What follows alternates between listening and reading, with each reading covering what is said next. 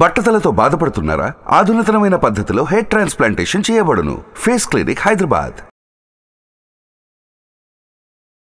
నమస్తే, నేను జీవి సత్యనారాయణ. ఈరోజు ఈ ఎపిసోడ్లో ఒక 2-3 రోజుల నుంచి మనము పేపర్లో చూస్తున్నాం, వాట్సాప్ న్యూస్లు చూస్తున్నాం. షేర్ మార్కెట్లో తాత ఎస్బీఐ షేర్లు కొన్నాడు, మనవాడికి ఈరోజు దొరికినాయి. దాని మీద చిన్న ఏదైతే మనవాడు దాని విలువ చూస్తే చాలా ఉంది అనేది మనం ఆ సర్టిఫికెటు పేపర్లో పట్టం. సర్టిఫికెట్ ఆ ఫోటో, మనవాడి ఫోటో, ఇతను ఎలా చేశాడు, ఏం చేశాడో దాని మీద చిన్నగా నడుస్తుంది 2 రోజులు. అంటే మన పూర్వీకులు, మన తాతలు కానీ ఎవరైతే పెద్దవాళ్ళు, వాళ్ళు పెట్టుబడి పెట్టడానికి, అంటే తరాలకి, నెక్స్ట్ తరం వాళ్ళకి, భావి తరాల కోసం వాళ్ళు ఏం చేస్తారు అంటే రియల్ ఎస్టేట్ అనుకోండి, షేర్ మార్కెట్ అనుకోండి, పోస్ట్ ఆఫీసులు అనుకోండి, ఫిక్స్డ్ డిపాజిట్లు అలా కూడా పెట్టేది. అయితే ఏమీ తెలవని రోజుల్లోనే, అంటే పెద్దగా అవగాహన లేని రోజుల్లోనే 30 ఏళ్ల క్రితమే ఒక వ్యక్తి ముందు చూపుతోటి స్టేట్ బ్యాంక్ ఆఫ్ ఇండియా షేర్లు కొన్నాడు. అయితే అది అలానే వదిలేశాడు. అప్పట్లో 500 రూపాయలు పెట్టి కొన్నాడు అని ఒక న్యూస్ రావడం జరిగింది. అయితే ఆ ఇంట్లో వాళ్ళందరూ కూడా ఆస్తి పంపకాలు, ఇక వాళ్ళందరూ ఒకసారి వీళ్ళందరూ అప్పటి అంటే కుటుంబ ఆస్తులు లెక్క ఒక చోట చేర్చినప్పుడు వాళ్ళకి ఇవి దొరికింది, ఆ సర్టిఫికెట్. అప్పుడు అతను, వాళ్ళ తాత ఎవరైతే మనవడు ఉన్నాడో అతను, తాత మర్చిపోయిండని దాన్ని ఇప్పుడు చేస్తే ఇంత వచ్చింది అంత వచ్చింది అని చెప్పేసి ఆయన మోతివాల 3.75 లక్షలు అయింది అన్నట్టుగా ఏదో చెప్పుకొచ్చింది. దానికంటే అది ఎలా ఏంటిది అనేది చూద్దాం. జనరల్గా సింపుల్గా అంటే 30 ఏళ్లలో 750 రెట్లు రిటర్న్స్ ఎలా వచ్చింది అనేది దాని మీద అసారాంశం. అంటే ఏంది, ఏదైతే 30 ఏళ్ల కిందట అతన్ని తాత మనవాడు, అంటే తాత కొనుక్కున్న 500 రూపాయలు పెట్టి ఎస్బీఐ షేర్లు ఏవైతే కొన్నాడో అవి మనం చూద్దాం. అంటే జనరల్గా ఏం జరుగుద్ది, ఇప్పుడు ప్రజెంట్ డిమ్యాట్ వచ్చింది. ఈ డిమ్యాట్లోకి వచ్చినాక ఇప్పుడు ఏదైతే ఈ సర్టిఫికేట్ తీసుకుపోయి అతను కలిశాడని, అది తాత పేరు మీద ఉంది కాబట్టి కొంత టైం తీసుకుంటుందని, అయితే ఆ టైంని ఇప్పుడు చేసి అతను డాక్టర్, ఎవరైతే మనవాడు ఉందో అతను డాక్టర్. ఇక అతను దాని గురించి పెడుతూ మన పెద్దవాళ్ళని చూసి మనం నేర్చుకోవాలి, సేవింగ్స్ ఎలా చేయాలి, వాళ్ళ ఏ విధంగా అనే దాని మీద ఆయన ఒక కామెంట్ పెట్టడం జరిగింది. అయితే ఎస్బీఐ ఆయన ఉద్యోగి, ఆయన తండ్రి కూడా ఎస్బీఐ ఉండేది. అప్పట్లో 500 షేర్లు కొన్నాడు. ఆయన మరణానంతరం ఆ షేర్లు విక్రయించినట్లు చెప్పడం జరిగింది. అయితే అక్కడ ఏదైతే ఈ డాక్టర్ తన్మయ్ ఆయన ఏం చేసినో ట్విట్టర్లో ట్వీట్ చేయడం జరిగింది. అయితే అందరూ కూడా దాన్ని ఎవరెవరు, అది ఎలా సాధ్యమైంది, ఏమైంది, దాన్ని ఏ విధంగా ఆధారంగా లెక్కించడం అవన్నీ కూడా చెప్పడం జరిగింది. అది ఏంటిదో చూద్దాం. ఒక్కసారి మనము ఏదైనా షేర్ చేయాలి అనుకుంటే ఒక్కసారి మీరు పెన్ను నోట్బుక్ దగ్గర పెట్టుకొని moneycontrol.comకి వెళ్ళాలి. moneycontrol.comలోకి వెళ్ళి అక్కడ పైన గెట్ కోట్ అని ఉంటుంది ఒక వర్డ్. ఈ సెర్చ్ కోట్లోకి వెళ్ళి SBIN అని కొడితే అంటే స్టేట్ బ్యాంక్ ఆఫ్ ఇండియా అనేది వస్తుంది. ఈ స్టేట్ బ్యాంక్ ఆఫ్ ఇండియా కనుక మీరు క్లిక్ చేసినట్టయితే ఈ స్టేట్ బ్యాంక్ ఆఫ్ ఇండియా 771 రూపాయలు చూపిస్తుంది ఇప్పుడు మనం వీడియో చేసే టైంకి. ఈ కింద కొంచెం వచ్చినాక డౌన్ చేస్తే పేజీ కార్పొరేట్ యాక్షన్ అని ఒక వర్డ్ ఉంది. ఈ కార్పొరేట్ యాక్షన్ క్లిక్ చేయాలి. చేస్తే ఈ కార్పొరేట్ యాక్షన్లో announcement, board meetings, dividends, bonus, split, rights, AGM అని ఉంది. ఇక్కడ మనము కంపెనీ బోనస్ మీద క్లిక్ చేస్తే నో డేటా ఉంది. ఇది స్టేట్ బ్యాంక్ ఆఫ్ ఇండియా కథ. స్ప్లిట్ క్లిక్ చేస్తే 2014 నవంబర్ 2014 ఓల్డ్ ఫేస్ వాల్యూ 10 రూపాయలు ఉంది, న్యూ ఫేస్ వాల్యూ 1 రూపాయి ఉంది. అంటే 2014 కంటే ముందు 500 రూపాయలు ఏదైతే ఉందో అప్పట్లో 100 రూపాయలు ఫేస్ వాల్యూ ఎస్బీఐ, 5 షేర్ల సర్టిఫికెట్ ఉండేది. 5 షేర్లు 500 రూపాయలు, అంటే ఫేస్ వాల్యూ 100 రూపాయలు, షేర్ సర్టిఫికెట్ 5 షేర్లు 500 రూపాయలు పెట్టుబడి. అంటే ఒక ఫేస్ వాల్యూ 100 ఉంటే 100 రూపాయలకే ఇచ్చారు అప్పట్లో. దాన్ని ఎట్పార్ అంటాం. ఎట్పార్ అంటే ఏంటి, 100 రూపాయలు ఫేస్ వాల్యూ 100 రూపాయలకే ఇచ్చేదాన్ని ఎట్పార్.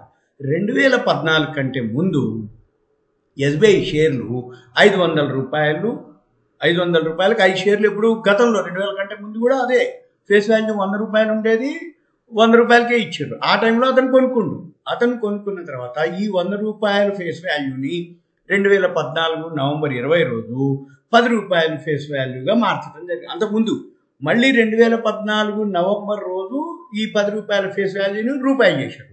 అంటే 2014 కంటే ముందు 10 రూపాయలు ఉన్నది, 2014 20 నవంబర్ తర్వాత రూపాయి అయింది.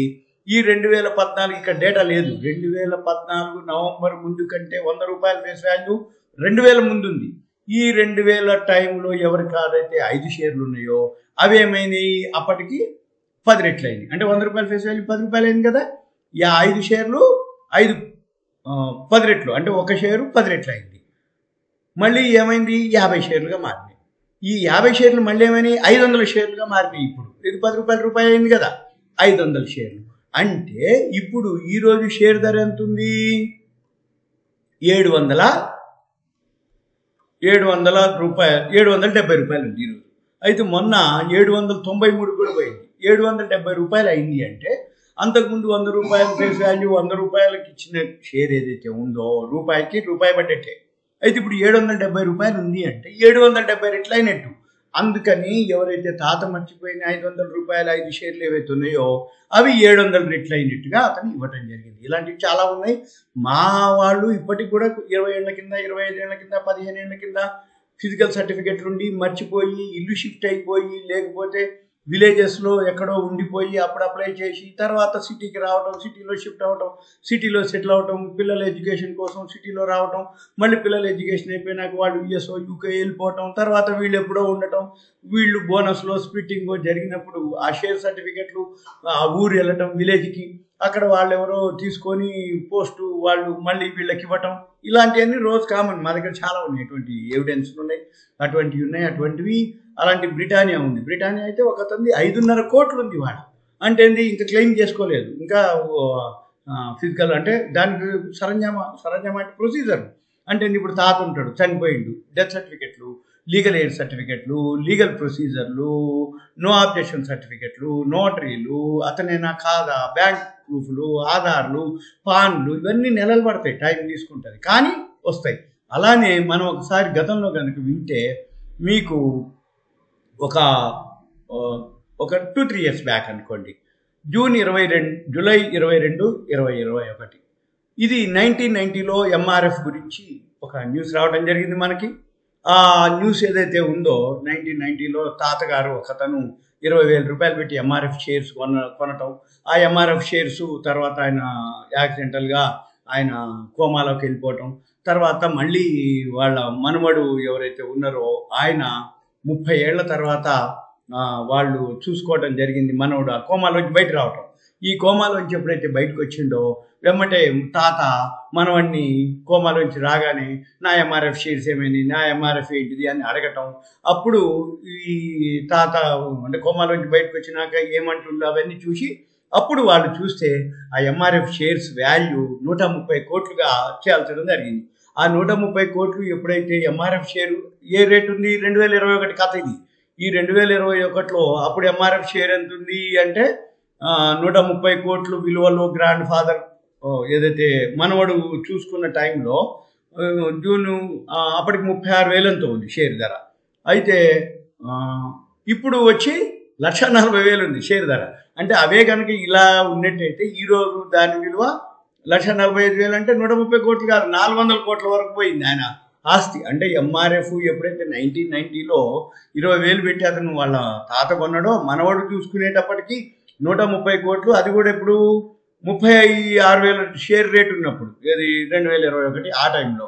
తర్వాత ఏమైంది, ఇప్పుడు 1,45,000 ఉంది. అంటే ఇంకా 4-5 టైమ్స్ పెరిగినట్టు అనమాట. ఇలా మనము చాలా వింటూ ఉంటాం, చాలా చూస్తూ ఉంటాం. అయితే తెలవనివి విననివి చాలా ఉన్నాయి. ఉదాహరణకి ఇది పెద్ద మొత్తం కాబట్టి ఒక 500 షేర్ సర్టిఫికేట్కే ఇంత ఉంది అని అంటే, ఇంకా ఇప్పుడు మనకి చాలా అంటే ఈ మధ్య కాలంలో ఇటువంటి వింటూ ఉన్నాం. కాకపోతే ఇవన్నీ కూడా ఎక్కువ శాతం అవి చెక్ చేసుకోవాలి. ఐఈపిఎఫ్ అని ఒక వర్డ్ ఉంటుంది. ఈ ఐఈపిఎఫ్ అంటే ఏంటిది అంటే, ఈ IEPF investor education protection fund. ఈ investor education and protection fund ఇప్పుడు వీళ్ళ తాతగారు ఏదైతే మర్చిపోయిండు ఆ ప్రొసీజర్ ఏదైతే ఉందో ఇన్నేళ్ళు లేవు. ఇప్పుడు కొత్త ప్రొసీజర్ ఏంటిది అంటే 7 సంవత్సరాలు కనుక మనము డివిడెండ్ కానీ బోనస్ కానీ స్ప్లిట్టింగ్ కానీ రైట్స్ అంటే మనం అప్పుడే కట్టాలి. ఓకే, మెర్జింగ్లు కానీ డీమెర్జింగ్లు కానీ మనం తీసుకోకుండా పోతే అవి ఐఈపీఎఫ్ పోతాయి. ఇప్పుడు ఏదైతే వర్డ్ వచ్చిందో ఆయన డాక్టర్ గారు చెప్పకపోవచ్చు, అవి ఐఈపీఎఫ్కి వెళ్ళిపోయి ఉంటాయి. ఐఈపీఎఫ్ నుంచి కూడా క్లెయిమ్ చేసుకోవచ్చు, నో ప్రాబ్లం. కాకపోతే అది లెంతీ ప్రాసెస్ వస్తాయి. కాకపోతే ఐఈపీఎఫ్కి వెళ్ళి ఉంటాయి. అంటే ఏం జరుగుతుంది, ఎప్పుడైతే వాల్యూ ఉండో ఏండ్ల వరకు కూడా క్లెయిమ్ చేసుకోకపోతే ఇలాంటి రోజు వింటున్నాం. ఇప్పుడు ఉదాహరణకి ఎంఆర్ఎఫ్ విన్నాం, అప్పుడు మళ్ళీ ఇప్పుడు ఎస్బీఐ వింటున్నాం. అటువంటివి విననివి చాలా ఉన్నాయి మా దగ్గర కూడా. ఇవన్నీ కూడా మీరు అబ్జర్వ్ చేయొచ్చు. ఇంకా రాబోయే రోజుల్లో మార్కెట్ బాగా పెరుగుతున్నా కొద్దీ పాత షేర్ సర్టిఫికేట్లు ఎవరైతే బయట ఉన్నాయో అవన్నీ తీస్తూ ఉంటారు, అవన్నీ చూస్తూ ఉంటారు. ఇన్ని రెట్లు వచ్చింది, కోటి వచ్చింది, 2 కోట్లు అవన్నీ కామన్ అనమాట. 5 లక్షలు 50 లక్షలు కోటి అయితే కామన్. ఇందుకోసం అంటే ఏ సర్టిఫికేట్ తీసినా ఒకటి చూసి అంటే దొరికిందా అంటే బోనస్లు స్ప్లిట్టింగ్లు మెర్జింగ్లు ఇవన్నీ లెక్కలేస్తే లక్షల్లోనే ఉంటుంది. ఏది అప్పట్లో 1000-2000 పెట్టినవి కూడా లక్షల్లోకి వచ్చేస్తాయి అనమాట. ఇది అంతా మీకు ఒక ఇన్ఫర్మేషన్. ఈ మధ్య కాలంలో 2-3 రోజుల నుంచి ఎస్బీఐ గురించి బాగా న్యూస్ వస్తుందనే దాని మీద మీకు ఈ ఎపిసోడ్ చేయడం జరుగుతుంది. ఇది కూడా ఒక ఇన్ఫర్మేషన్ మాత్రమే, అంతే తప్ప వేరే విధంగా ఏమీ లేదు. ఓకేనా? నేను ఇంకో ఆడియోతో వీడియోతోటి కలుస్తా. సుమన్ టీవీ ప్రేక్షకులు ధన్యవాదాలు. Thank you. సెలవు. సుమన్ టీవీలో మీ పర్సనల్ అండ్ బిజినెస్ ప్రమోషన్స్ కోసం కింది నెంబర్కి కాంటాక్ట్ చేయండి.